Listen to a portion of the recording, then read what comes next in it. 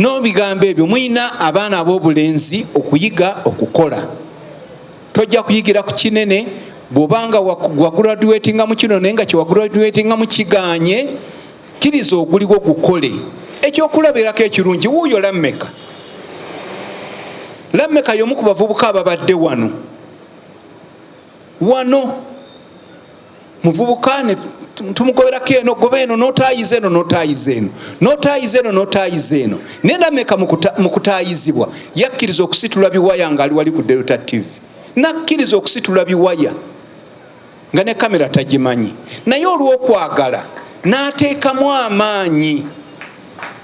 Wano bagenza okwejuukula okudda eno okudda eri beesisessene. Ono omuwanvu yali wano ng'amanyi nti amanyi nnyo. Balwanidde akayumba ako nga Lammeka ali ku kompyuta tavaako. Ne kati Lammeka omuyita n'omuwa omulimu ng'omanyi nti ne ku Delta TV alaga nti mukozi n'afuna omulimu. Era kati bino temulowooza nti bya Delta TV. Wano yasasuddwa organizers. Naye Lammeka tabadde wano nga si muvubuka muto. Kati nkyakubirira bukubirizi, lindako ovumbevumbe olyoka owase. Akyabulamuko embavu. Kaakati bw'oba olina omwana w'omuto n'omuwala Lammeka omanya nti omuwadde bizibu, kubanga Lammeka akyakola ki? Lammeka tena akyabuukabuuka ati. Kamala okumalako guno omwaka tujja kulaba. Temulaba amatooke bwe yakkakkanye? Kati yakkakkanye yakubye kaadi.